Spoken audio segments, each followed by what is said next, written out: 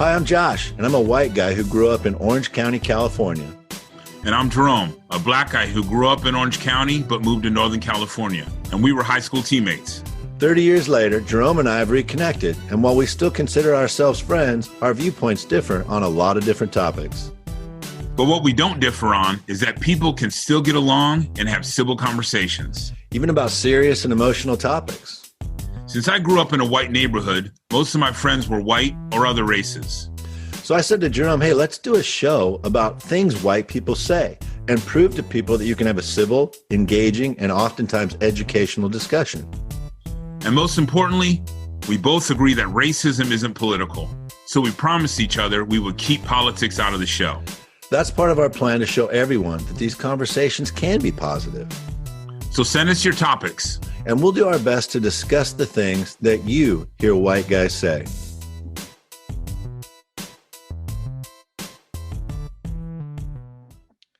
Things white guys say. We're going to do part 2 now, Jerome, of kind of our post-election episode where we kind of talk about the, without getting too political, we talk about all the things that happened around the presidential, more inauguration than election, right? Forgive me for saying election, but also the storming of the Capitol on the 6th. We actually, folks, full disclosure, taped this show already once, but it didn't tape part 2. So we're gonna give our best to recapture some of those good conversations we had, but also to add some of the new things that came about. And if you did listen to part 1, you knew there was 3 or 4 topics that Jerome and I went through where we kind of played the agree or disagree, and that led us into conversation. So what we're going to do is continue with 2 or 3 of those things, and then we're going to actually wrap up. We're taping this in late January. President Biden's been just throwing more executive orders out. I think he's almost up to 40, but just this morning, the day of taping, he threw 4 out there that had to do with inequality, and Jerome has some opinions on those, and so we're going to kind of wrap up with those. But let's start, Jerome, with some of the points that we played agree or disagree on last time, because it really generated some great conversation. I think emotions have died down with most people now on these issues, although facts have not. So let's get right into it. Here's the question: agree or disagree? Were the Capitol rioters who broke the law more at fault than BLM rioters who broke the law in the summer of 2020 when they were taking over police stations and vandalizing and whatever it was that they did beyond the protests? So let's agree or disagree. The Capitol rioters were more at fault. All right. So what I would first argue is when you break the law, you break the law. So fault or not fault, breaking the law, you should be held accountable for breaking the law, whatever that is. If it's breaking a window, you should be held accountable for vandalism. I think the bigger question might be what the motivations for those protests were. And that with the BLM protests, we were talking about an end to police brutality. We were talking about racial equality, which are all factual pieces of our nation's history, both past and present. And so those individuals were out protesting a valid problem that exists in our country. And so, and like I said, remember, 93% of those protests were deemed nonviolent protests. And so my guess is that most of the people who were part of those protests also disagreed with the 7% of individuals or moments that were violent in their nature, as opposed to the Capitol protests, which I think most people saw were rooted in untruths, facts that couldn't be confirmed. And not only weren't they confirmed, but they were actually denied at every level of the process, whether it's the judicial branch, the legislative branch. And so, and I would also make an argument that an assault on our nation's capital as a symbol is a much different situation than in the streets of Washington or, Seattle, or in the streets of, wherever the other protests occurred. Yeah, so I this is kind of a loaded question, but that's what makes for good radio, right? So, were the Capitol rioters who broke the law more at fault than BLM rioters? I think Jerome answered it in 2 ways, which is the same way that I would answer it. There's never any justification to break the law. Breaking the law is breaking the law.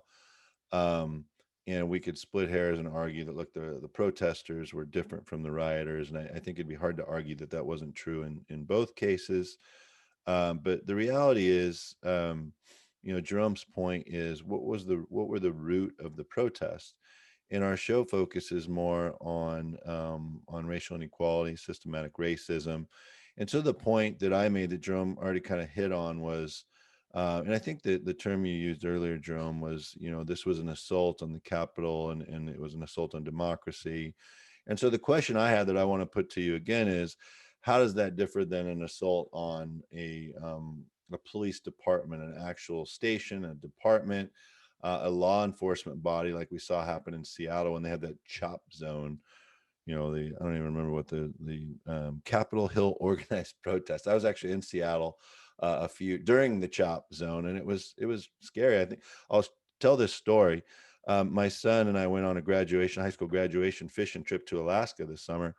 It was his gift, and we stayed in Seattle for the night because we thought it'd be fun to go down to the Pike's Place and just tour Seattle. Well, there was never a worse time to go to Seattle. We're staying like the 12th floor of the Marriott, and we don't see one person on the street on a Sunday night, but a bunch of cop cars.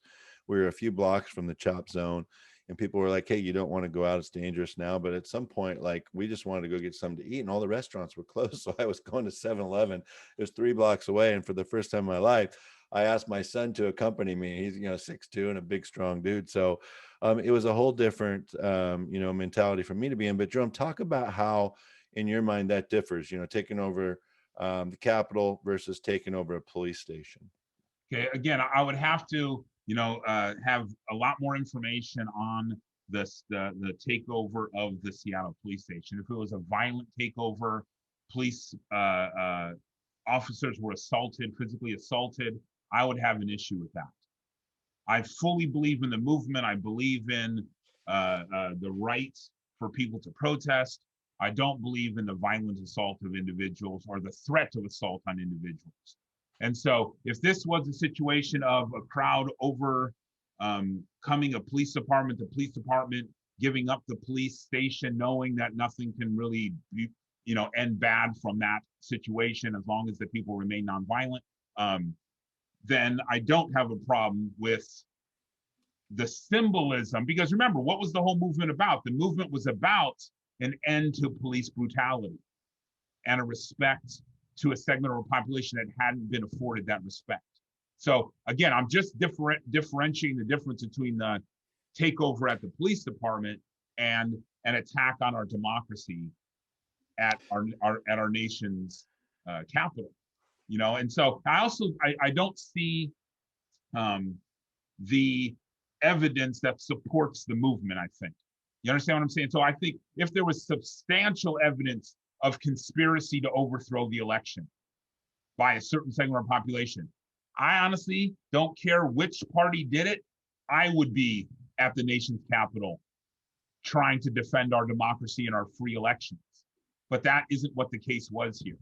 So while I, to reiterate, while I don't accept any form of violence in terms of that Seattle police takeover, I see a difference between the Seattle police station and the nation's capital. Yeah, it's interesting. You brought up some topics that I think are rich for. There's my phone ringing. I should have turned that off. So that was a good podcast host, huh?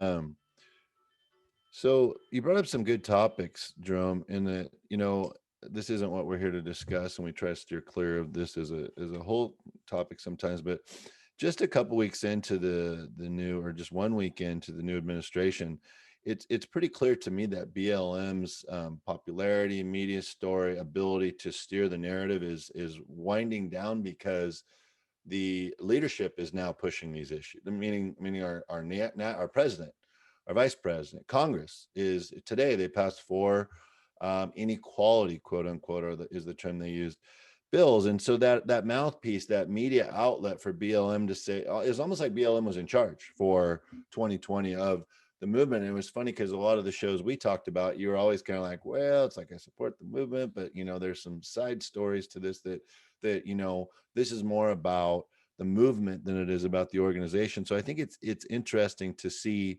how that dynamic is changing. And I have one more of these agree or disagrees, where and I know this is close to your heart and the topic. Man, I'm not doing so good. That was my reminder to not be late for Jerome because he said I'm always late. So, so Jerome, last agree or disagree here. Were the protesters treated differently at the Capitol overtake than the predominantly Black protesters during the BLM riots? Talk about that. Oh man, I think the obvious overriding answer is yes, but I think that's a historical fact of our nation. Some people are seen as threats, others aren't seen as threats. And I also think it was a case of the Capitol Police being unprepared for a wide variety of reasons that led to the appearance of them being treated nicer than, say, another group of people would have been in the same situation. If you know what I mean by that, if the Capitol Police were prepared, there would have been National Guard, there would have been enough people there to stop what happened. But the problem was there weren't enough people there to stop what happened, so that left one or two officers there. And luckily, the great example being the officer that became very famous from retreating through the halls. At Yeah, he any was a point, hero, man. yeah, at any point he could have pulled his gun out and started shooting people, Yeah. You and it know, wouldn't like have. it was scary just watching. He would take like 5 steps and then turn around and say, slow down, take five And the more. guy was running up at him up the stairs. You know, he got every right Yeah. to pull his gun out and shoot, but he didn't. And so some people would make it a valid argument that if those were Black Lives Matter protesters doing that same thing, it would have ended very differently. So let And me that, turn that on its yeah, head, yeah, okay? Because there was a veteran, a female veteran that was climbing through the Capitol window, Caucasian, that was shot to death, which is probably the closest thing to what we're trying to compare and contrast here. Because the others, it was, as you just described, kind of more of a group of people, but this lady was trying to climb through a window and was shot. So, is it fair to argue that there's any difference between that and what we're talking about here, or is that? I guess the point I'm making is this: I haven't heard much outrage from Caucasians about that, and I know you and I know the answer because this goes way back to our first couple shows, but like. Caucasians aren't outraged. And, we always say as Caucasians, like, hey, and I'll take you back to the George Floyd and I'll say it more directly than a lot of our listeners want to hear. If a cop's talking to you and tells you to freeze and sit down and you go to your car and reach into the seat, you're going to get 8 bullets in the back. That's a Caucasian's perspective, regardless of your race. And it's kind of the same difference. Yeah, not just one. And Jerome, you pushed me on this a couple times. You're going to get 8 because the cop's like, look, you're clearly defying me. This lady who's a veteran was climbing through the window at the Capitol, and I don't know who it was, Secret Service or Capitol Police, whoever it was, shot her. I don't know if it was once or twice or a couple times, but she died. So talk about that a little bit and why it's different. And we've talked about this before in different contexts, but go ahead and answer why that's different in this case. the interesting one that I kept hearing people compare it, they're saying Breonna Taylor was a Black woman who was killed in her own home while not armed. This woman was shot trying to break into the Capitol building where we house our senators and House of Representative members with an intent of no one knows what the intent was. I think, to me, that's the most mind-boggling part of this. You really did have one direct murder of somebody in that whole event. And I And think 4 others as a four result others of it, for that died whatever of reason. Yeah. various causes and different things, but one Yeah. that we would call like an assault on an individual Yeah. that died in an attack on the Capitol. You know, when you think about the numbers of people that were trying to make their way in, and we know now that there were some that had made threats to Nancy Pelosi's life. There was chance of Mike Pence and get Mike Pence on the way there. So the idea that there was really only one casualty tells me about the laid back nature of those that were protecting the Capitol and that they weren't on a defend this place at all cost mentality. And I think in some sense, that's very different from the average experience that African Americans get in the world out there. That when they're pulled over, that's not the approach that's taken toward them. Yeah, I think, and I don't know how this contributes to, one argument or the other, but what the police didn't know on Capitol Hill is the president, whether purposeful or intentful or whether guilty or not guilty, let's just say he got them all fired up. For, we don't need to get into, was he guilty or did he say this directly or not? But, they knew there was going to be a protest. They assumed it was going to be just like any other political, we'll cheer for Trump down here, and then you guys go do your thing over there, and we'll go back to our hotels and fly home. And so I guess being caught off guard in that regard, the Capitol Police makes a little sense. But I mean, part of life in general is being prepared for the unexpected, I think. So You make a great point, because nowhere did we see organized Black Lives Matters protest where there wasn't a counter by the government making sure that it was going to be physically safe. That's when I said that certain groups are deemed a little bit safer than other groups, But again, I think we don't know yet what went into them being unprepared, who made sure that they were unprepared and that there weren't enough there. You've heard reports from the Capitol Police saying we weren't allowed to do this, we weren't allowed to do that as a result. So, and we don't know yet where those came from. I think what's interesting to me, Jerome, too, and again, we're taping this in late January 2021, and I've read media reports of Antifa like being active in Oregon and Washington and being upset. And to me, to everybody, even the stories are kind of like, this is weird. They won. What are they doing? And I think I'm actually, in a way, I don't mean this in a damaging or hurtful way, and I hope nobody takes it wrong. In a way, it's a good thing for all of the liberals and Democrats who have said they're not with us, right? They're like they just show up because they know that it's an opportunity. And I think you can counter that and say most of the conservatives I know are saying, hey, those Trumpers that stormed the Capitol, don't share my values. And I'm hopeful that it plays back into one of the topics that we actually wrote down to talk about, which is unity. Maybe we can all just say now, hey, there's a small fraction, which we talked about on part 1 of the show, that like, look, they're not there to peacefully protest, which is as American as any other right you have. They're just people who take advantage of those opportunities to do the wrong thing. So I wonder if you're going to see that fracturing. You're right. And this goes back to what we've talked about so many times. And you've heard me say this. I don't think Trump equaled conservatives. That those things Trump didn't, he wasn't a Republican in the sense that all Republicans were Trump. Trump was his own thing. And so I don't believe that all Republicans supported the assault on the Capitol. I think the vast majority of Republicans looked at that and said, this is the most embarrassing moment of my life as an American, what they're doing. And so, and I think that's true for a lot of people, regardless of their. The same way, I think that you see news stories trying to do where it says Antifa/Black Lives Matter. Those aren't the same organization. It's not even the same movement. It's got nothing to do with one another. And so we should judge each of these groups individually, and we should be free. But like we go back to, we're so stuck in different corners. You're on this team, I'm on this team. Whatever represents this team, I'm supposed to support. And whatever represents this team, you're supposed to support. And when we get to a place where we don't, where I can say, the violence Antifa committed at this peaceful Black Lives Matters protest did not help the Black Lives Matter protest. So I think that's important.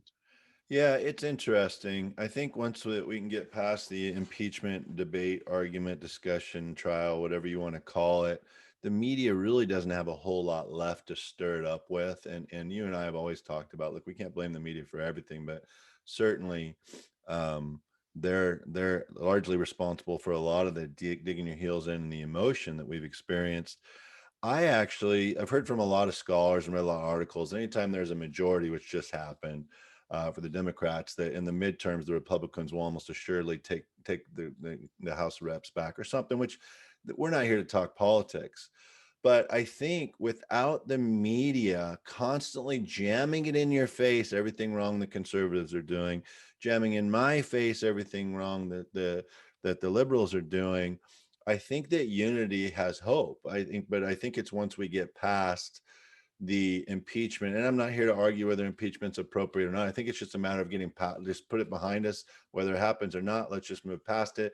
Let's talk about unity, and let us move that into our last kind of topic for today, Jerome, which is President Biden. I think he's got 38 or more now executive orders in his first week, and the 4 that came out today actually addressed inequality. And I don't know, you probably don't remember all 4 off the top of your head, but you probably remember 2 or 3. And I know that 1 or 2 of them stood out to you. So can you maybe address the ones that you think were more just, hey, it helps him appease his base, but it's more show, and then get to a couple of the ones that you think have a historical purpose? Josh Luke here. And if you like what you're hearing, then check out our not-for-profit website at timeforredemption.org. Timeforredemption.org was created so Caucasians and other races have a platform to lean into for the social justice movement. It's not political, guys. It's not even controversial. It's just human. It's a movement that provides resources, tools, whatever you might need for individuals, corporations, and communities that may not be comfortable with existing social justice organizations. So if this sounds good to you guys, check out redemption.org and just join in and do your part to end systematic and institutionalized racism. Hey, I did it, folks. You can too. Yeah, I mean, I think that executive orders like the one he has combating Asian American xenophobia. Because of the coronavirus, Trump obviously called it China virus. Yeah. Yeah, and so I think what he's doing, he's combating what's happened the last couple of years, which was an anti-Asian sentiment about the origins of the coronavirus, what Asian people may be. And again, to educated folk, we understand the silliness of it all, but there are a lot of people that don't, that go, oh, it is the China virus. Oh, there's a Chinese guy, steer clear of him. And so I think that is one that's more focused on reinstalling some decency and humanity around and its focus is actually on Asians in the medical field and the abuse that they're getting as nurses and doctors from patients and other people. And so that's a symbolic look at, let's reevaluate what we've been doing for a while. And then the one I really liked and kind of, it connects with what we're talking about, is the putting a halt on the Department of Justice in contracts with private prisons. And I understand the argument with private prisons. I understand, the idea that companies can run stuff more efficiently than the government. They have a profit margin. They can do it for this much per prisoner. But when you have a system which in our country is not necessarily a justice system, but a legal system in which the innocent are not always found guilty and the guilty are not always found innocent, having a prison that's profit motivated may not be the best system. And this takes us back to the late 1800s with things like the convict lease system, where Blacks, ex-slaves, were reincarcerated. What I mean by slavery, reincarcerated into prisons for things like truancy or being a vagrant, being homeless, not having a job. And so now you can be put back in the prisons and then leased out to make money, profit for the state. So sounds like a good topic for an episode for your Time Out for Black History show. There you go. Because I don't know anything about that. Maybe I did back in high school, but I don't anymore. So hey, I want to bring up one other point. You said earlier, and I said earlier, but I want to clarify that breaking the law is never okay. I also think that there are unjust laws and that there is a place for civil disobedience against unjust laws, but not for violence and those other things that may come a part of that. I'm glad you brought that up, because one thing I think that I know a lot, I hear from conservatives a lot, and again, we're not here to get into political debates, but conservatives often say that liberals pick and choose which laws they agree with, and they don't feel like they have to abide by those that they don't. And let me give an example of that. The one I hear the most is the first law an illegal alien, the first thing an illegal alien does in this country is break the law. And I will tell you, as a conservative, I was extremely disappointed that Trump himself didn't take legal immigration on as an issue, particularly because his wife, I thought Melania might make that her deal, right? For whatever reason, I'm sure it was strategic to appease the base. That never happened. But But I thought it was a huge opportunity to say, hey, we're all for, because I don't know many people that are against immigration as a whole. The conservatives I know are against illegal immigration for a lot of reasons. So in any case, I think it's good that you brought that up. It's probably a topic for a whole nother show. But I think your point, Jerome, and I appreciate it, is it doesn't, you're not saying, hey, I have the right to break the laws I disagree with. You're saying I have the right to go protest and challenge them and discuss the merits of them, which is largely what we do on this show as it pertains to social justice and racial inequality, and what you do on your Time Out for Black History. You point out a lot of those inequities. So, Jerome, I think this has been a good show. We've covered a lot of ground. And folks, if you listen to any of Jerome's shows or any of my other shows, and you have a topic that you want us to cover, Jerome and I are both getting a lot of interest and a lot of inquiries on a lot of things we're doing. So we're looking more at doing maybe a once a month or twice a month show where we cover 3 or 4 topics like we did today. So send them our way so we can collect them. Because there's going to be a lot of differences over the next couple months and couple of years than there have been over the last 4 years. And we talked a lot about those today. But one thing that, Jerome, let's cover one more topic, because you mentioned it off air. You said, man, I'm telling you right now, racism is going to be a huge topic the next 10 years in this country. And I thought a lot about that. And that's what made me think, oh yeah, BLM's lost their position as the spokesperson for race in America, because the party in control is saying, we'll take it from here. And as you just pointed out, some of it's for show, some of it is for improvement. So what is your hope? And what is your motivation for saying that, hey, racism, big deal the next 10 years? So tell us about that, and we'll wrap up with that. Yeah, I'm gonna be honest here, and a lot of people don't like honesty. So, But that's what we do best, man. Josh and I had some conversations before the results of the election came out, and I was explaining, kind of saying, for what we're trying to do, a Biden win hurts what we're trying to do. A Trump win helps what we're trying to do. Because what happens with a Biden win is white moderates tend to say, okay, we're good now. We have a president that cares about equality. We have a president who cares about racial justice. He'll focus on police brutality. And so everybody takes that step back and everybody relaxes. And that leads to complacency. And so we get through 4 years, 8 years, and nothing's been addressed because everyone's content, because that extremism isn't happening to push us to get better. People always ask all the time, why were they able to do so much in the 1950s and 60s? How were they able to change so much? Well, they were combating against a force that was trying to take away their freedom and their equality through segregation and those kind of things. Those things don't exist in a physical form now. We're fighting against police brutality that isn't a law, it's an action. We're fighting against economic disparity. It's not a law, it's the result of years of history that we have to keep making sure people are aware of.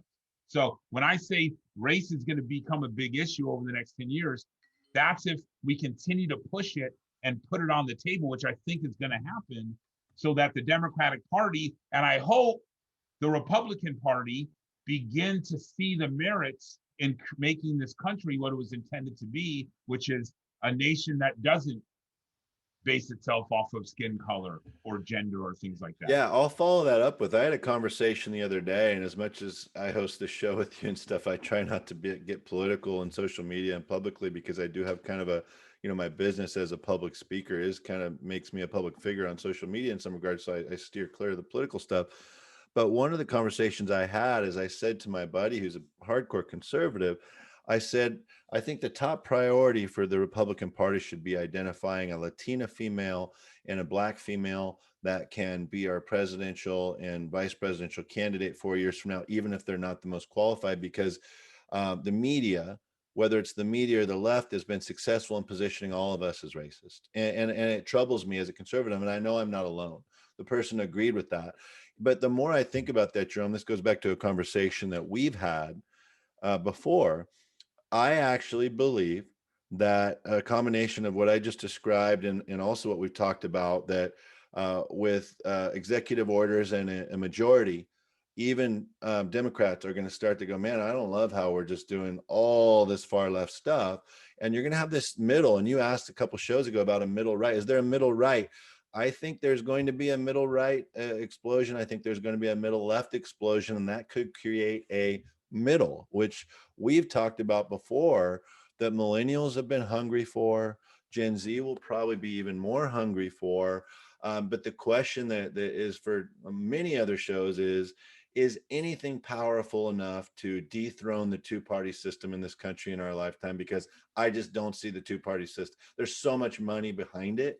I just don't see. We talked about Ross Perot. He's the only independent in our lifetime that ever even got to the debates practically, right? Yeah. And let me, something you said really jumped out at me when you said, painted all conservatives as racist. As a liberal, I don't see it that way, but I see how you see that that's what's being portrayed. Sure. For me, what I feel is, so I was talking to one of my conservative friends yesterday who said, I love Trump for everything except his racist stuff. But go Trump. I love Trump. And I go, it's hard for me to respect you or have concern and care for you when you support somebody that would restrict my ability to be an equal American. So when you're supporting that system, you may not be racist, but you're supporting a system that is somehow, and again, I'm not saying the Republican Party is racist. Their policies tend not to support people of color, whether we're talking about aiding us in a help against police brutality or economic equality. And so that's more my point. And that's my only point. I'm not talking about anything else, taxes, anything else. I'm talking about racial equality and addressing those problems. And I think you and I've talked about this before, that you've been pretty upfront that your opinion is, the Democratic Party is the lesser of two evils when it comes to who's advocated most for racial equality. And that same conversation I had with my conservative buddy was, we need to educate not even so much African Americans, but immigrants about the true differences in the parties, because they're really kind of, the media and everybody else says, and Biden said it straight out, right? Like, if you're not behind me, then you're not really black or whatever it is, which to me is insulting. I would assume it's insulting to a lot of people, because it just takes away your free agency to say, this is what I believe and what I stand for. So I'm actually anxious to see that a middle evolves. I don't know that means there'll be cohesion from both sides in the middle because of the two-party system. But I'm anxious that there's kind of a series of the generations and events that may lead to a conversation that makes it more realistic for an independent candidate. So, Jerome, let's wrap up with that. We're going a little over time. Another good show, folks. Send us your topics. You can tweet at me at JoshLuke4Health on Twitter. That's Josh Luke, the number 4 Health. Jerome has a YouTube channel, Time Out for Black History, where you can reach out to him and comment. Also on our Facebook page. So guys, we're continuing to grow. We're continuing to advocate. If you have a topic or an organization you'd like us to go speak to, reach out to us. Thanks again, Jerome. It's great stuff, bud. Thank you. Thank you. Thanks for tuning in to Things White Guys Say. We encourage you to follow our show on YouTube and podcast networks, like the show, and share this episode with a friend. And visit our website at thingswhiteguysay.com or drop us a line at info@thingswhiteguysay.com.